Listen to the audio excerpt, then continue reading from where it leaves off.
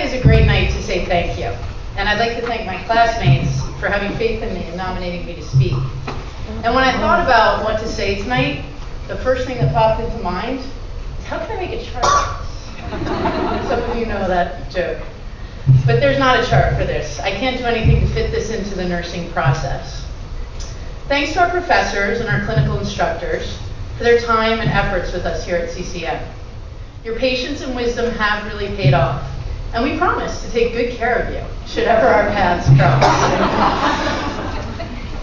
We could never have made it without our amazingly patient lab coordinator, Lori Krupo, for all of her assistance.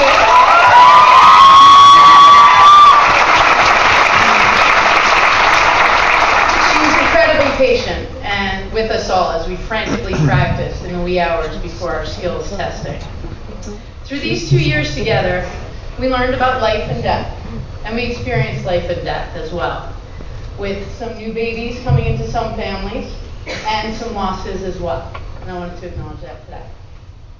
And I know that they're over us watching, some of you with pride. As I look out at those gathered here tonight, though, what strikes me is that we all owe our biggest thanks to you, to our families, friends, and loved ones. The endless hours of studying, the missed dinners, birthdays, soccer games, lacrosse games, piles of laundry, meals, etc. that you put up with as we struggled through those exams, the clinicals, and those lovely nursing care plans. So I'm glad we had the opportunity to applaud you, and I'll add my thanks as well. Our class is typical of today's nursing world. We range from the young, ready to go out there, college grad with tremendous energy, ready to take on the world, to the more experienced, shall we say, of us working on our second or even third degrees and careers. And we bring a different kind of energy and life experience to the bedside.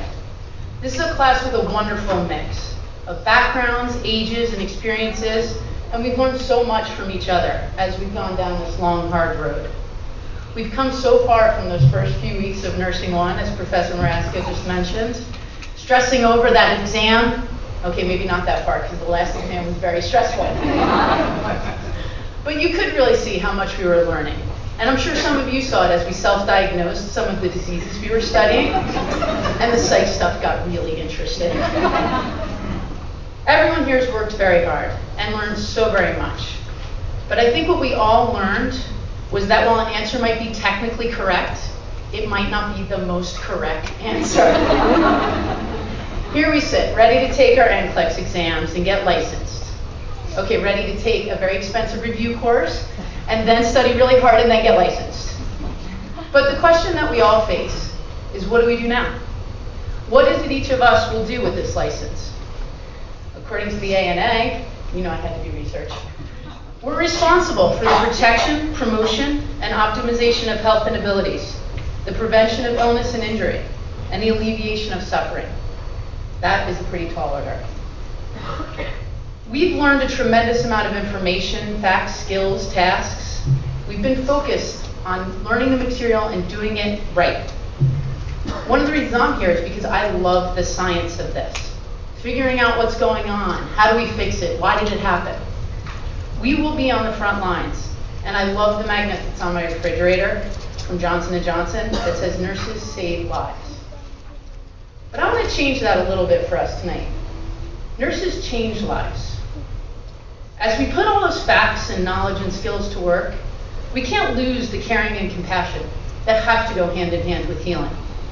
In speaking with so many of you about our experiences over the past 2 years, I heard countless stories of individual encounters with patients who touched your lives and whose lives you touched. I saw firsthand how that extra moment of time with a patient or family made a world of difference. Yes, your skill, knowledge, and abilities will save lives. I have no doubt of that. But your exterior calm when you're screaming inside, your exterior smile when you're crying inside, and that extra moment to chat, to hold a hand, to rub a back, even when you have absolutely no time at all, that will change a life. An amazing nurse said to our clinical group, "Nursing is a career made up of thousands of moments and small acts of caring compassion.